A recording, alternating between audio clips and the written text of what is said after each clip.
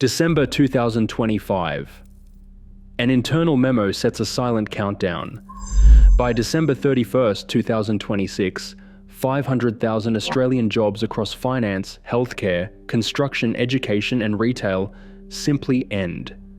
Not through recession, not through automation, but because of a compliance deadline almost no one outside government has seen. The stakes are enormous. $35 billion in lost wages, a hit to national GDP, and families stunned as entire industries vanish overnight. Why was this allowed? Who truly benefits? And what did the government hide? The truth behind Australia's mass layoff begins with that memo, and it exposes much more than just lost jobs. A single page stamped December 2025 surfaced in the inbox of a mid-level contractor. The header carried a government crest, a reference number, and a subject line that read, "Workforce Compliance, Second Quarter 2026 Forward Schedule." The body was clinical. One line in bold-stated sectoral reduction. 80,000 positions scheduled for cessation in the second quarter, 2026. Compliance deadline, December 31st, 2026. The memo listed affected roles by code rather than by name: financial advisors, nursing assistants, construction trades, education aides, retail supervisors, each category paired with a number, each number a future without work. The word compliance stood out, cold and formal. The language was sanitized, stripped of emotion. All positions non-compliant after the deadline were to be terminated without redundancy liability. Transition plans were to be finalized by June 30th, 2026. A communications embargo was in effect until further notice. Below was a digital signature. No explanation, no context, just the certainty of jobs ending. The document was not meant for public eyes. It was flagged in a metadata screen grab, the original file traced through a chain of internal recipients. The contractor who found it hesitated, then forwarded it to a private email outside the department. Within hours, the leak reached a journalist known for tracking government overreach. The sender's name was scrubbed, but the voice that followed became mechanical, anxious, and deliberate. The word leak echoed through every message. The leaker warned that it was not just this department. Every major sector had a memo. They were using the same compliance language. It was all tied to a deadline at the end of 2026. Nobody was talking about it, not in the news, not in the unions. They were making it impossible to keep a job unless a worker paid for new certifications, and most people would not even know until they got the letter. The journalist pressed for proof. The leaker sent a screenshot showing the memo header, the compliance date, and the 80,000 figure.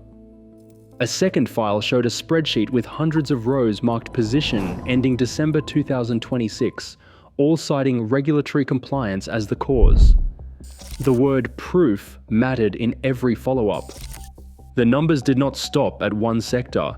The tipster claimed similar schedules were circulating in healthcare, construction, education, and retail. Each document framed the cuts as necessary for modernization, but the pattern was unmistakable.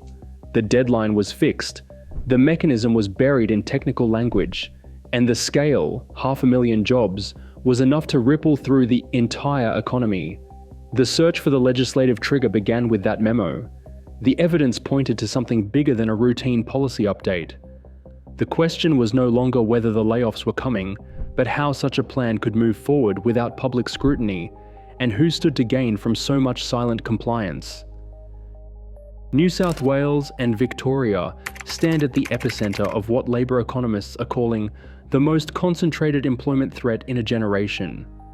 In Sydney's western suburbs and across Melbourne's industrial belt, spreadsheets now circulate with entire columns flagged for termination. The codes on those lists translate to real people: banking staff in Parramatta, aged care workers in Ballarat, construction crews from Geelong to Newcastle. Wage tables from industry associations reveal the wider impact. The roles targeted for elimination average $70,000 per year in wages. Across 500,000 positions, that is $35 billion in lost income, enough to ripple through local economies and push small businesses to the brink. For context, that figure rivals the entire annual budget of Victoria's health system. The Australian Bureau of Statistics projects that such a shock could contract the national GDP by nearly 1%, a blow usually reserved for deep recessions. Economists warn that these losses are not just numbers on a balance sheet. Each job cut means a mortgage at risk, a family budget blown apart, and regional towns hollowed out. In Wagga Wagga, a single hospital's compliance list runs to 38 pages. In Dandenong, school administrators quietly draw up redundancy plans for support staff. The pattern repeats across sectors: finance, healthcare, construction, education, retail, each with its own set of codes, and each with a looming deadline. Dr. Leonard Johns, a Labour economist, describes the economic fallout in stark terms. When you remove this many jobs from the system, the multiplier effect is devastating. Every lost wage means less spent in shops, less tax collected, more pressure on housing and welfare. It is not just the workers, entire communities will feel it. Aged care facilities in Victoria have already begun freezing new hires, anticipating a 23% reduction in support staff. Construction firms in Western Sydney, faced with relicensing costs, are closing contracts early and warning subcontractors to prepare for layoffs. Private schools in inner Melbourne have told parents to expect larger class sizes as education aides are quietly let go. The hardest hit regions are those least equipped to recover. In towns like Shepparton and Dubbo, local councils estimate up to 40% of the workforce could be affected. Shops on the main street brace for fewer customers. Mental health services report a surge in calls as uncertainty spreads. The numbers are staggering, but the silence is even louder. No headlines, no official statements, just a slow motion collapse, mapped out in confidential documents and whispered about in staff rooms and site sheds. The question now is not whether the crisis is real, but how such a sweeping plan could be set in motion without public debate, and what law or regulation could wield this much power over so many lives. 3 separate bills, each with unremarkable names, made their way through Parliament between mid-2024 and late 2025. The Skills Verification Act, the Workforce Modernisation Act, and the National Compliance Standards Act each passed without fanfare, bundled among routine legislative business. On the surface, their language reads as technical reform, updating standards, improving workforce quality, and aligning with international best practice. Buried in the fine print, however, is a clause that appears in each statute. All affected workers must obtain new certification by December 31st, 2026. Failure to comply means automatic termination, with no redundancy payout and no legal challenge. The requirements are exacting. For most roles, the law now demands 240 hours of approved training, unpaid, out of pocket, and completed outside regular work hours. The direct cost for this so-called upskilling ranges from $8,000 to $15,000 per worker, depending on sector and provider. There is no grandfathering for experience. Even workers with decades on the job must start from scratch. The acts specify that only qualifications from an approved list of providers are valid. No person may continue to hold a regulated position after the compliance deadline without documentary evidence of recertification from an approved body. Identical wording appears in each statute, down to the reference numbers and formatting. Administrative law solicitor Rachel Lynn describes the legislation as a trap set by process. On paper, it is about standards. In practice, it is a legal barrier to continued employment for hundreds of thousands. The deadline is absolute. The government's own explanatory notes acknowledge that workers unable to complete the process will be ineligible for their roles, regardless of prior service or industry demand.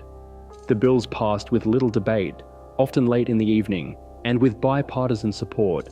Few outside the legal and compliance fields noticed the shared December 2026 cutoff until termination schedules began surfacing in internal memos.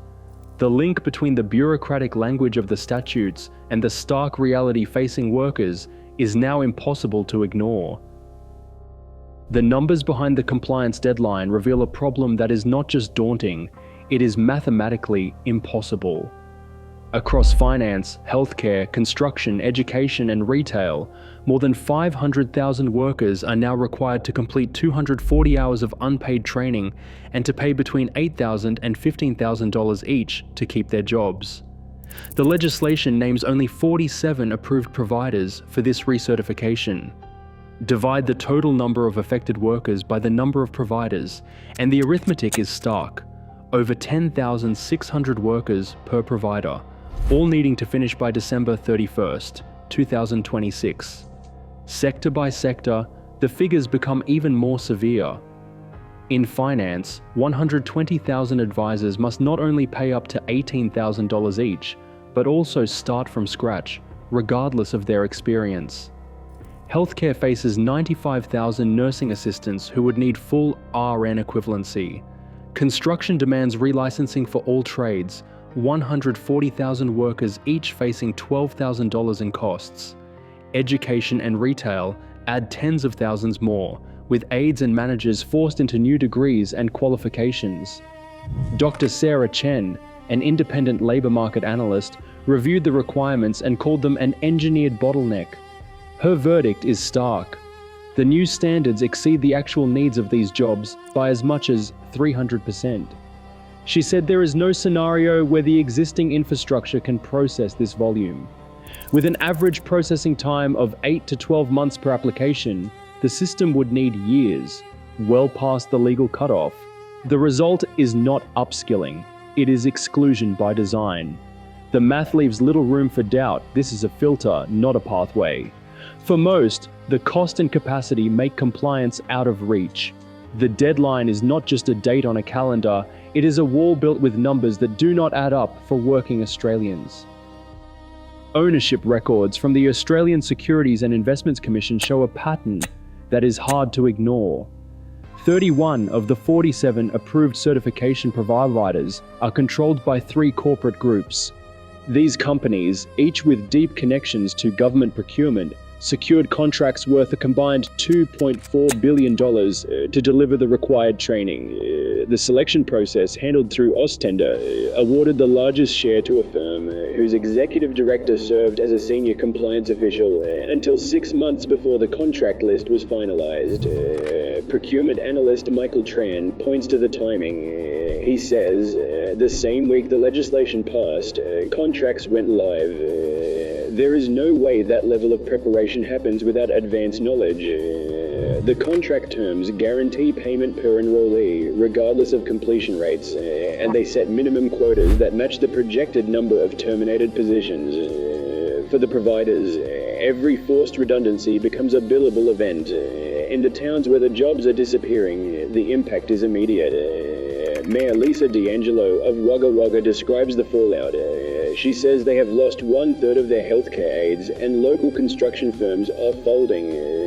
The training centers are full, but people cannot afford the fees or the time off work. It is a perfect storm.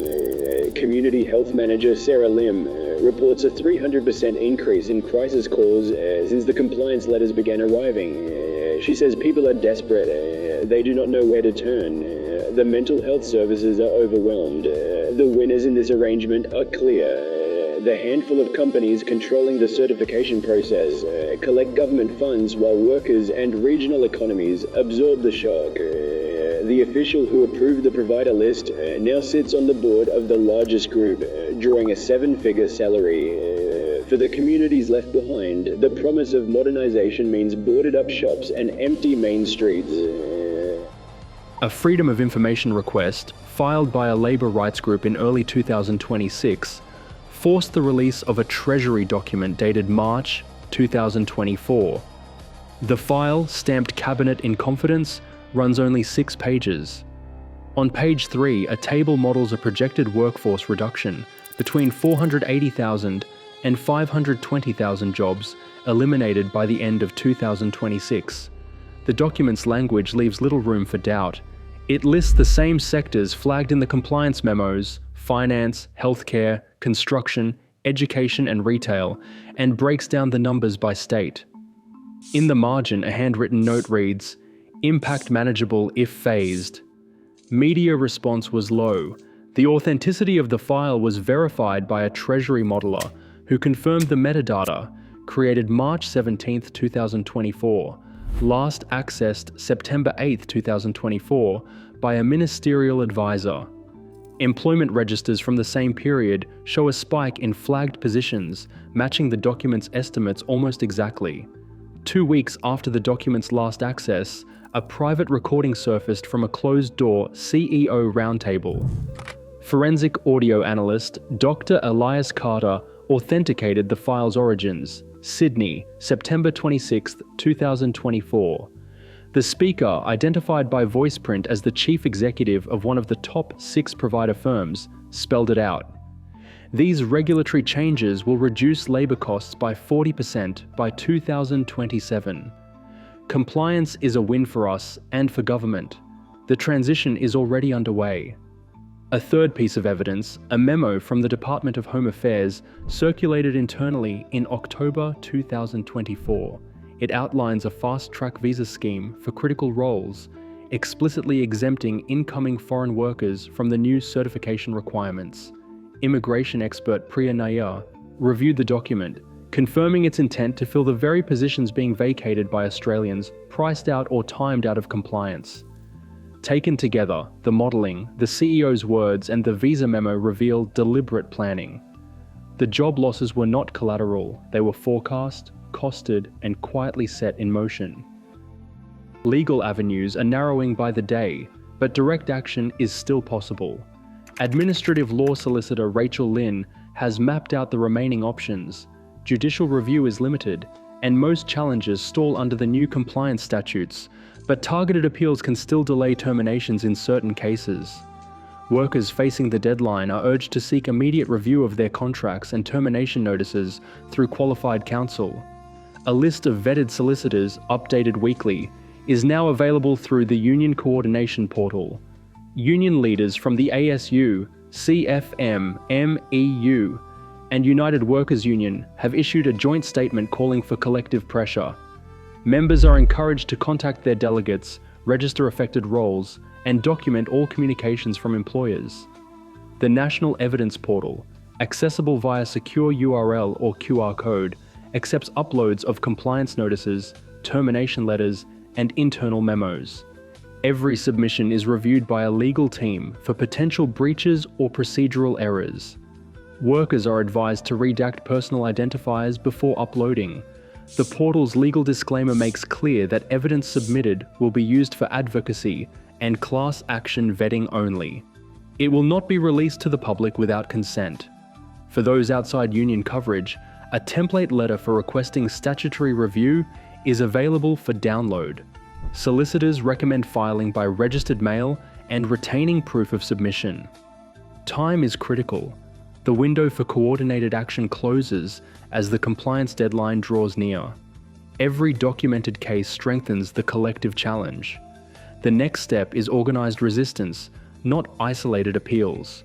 The tools are in place, and the outcome depends on how many act before the clock runs out. Mobilise now, and share this with colleagues in the affected industries. Australia's workforce stands at a crossroads where policy, profit, and people collide. When legislation quietly reshapes 500,000 lives, silence isn't neutrality, it's complicity. The reality is this: economic disruption is now engineered, not accidental. As power centralizes, public vigilance becomes our last safeguard in this new era.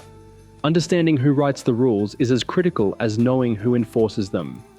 Share your thoughts below. Every voice counts.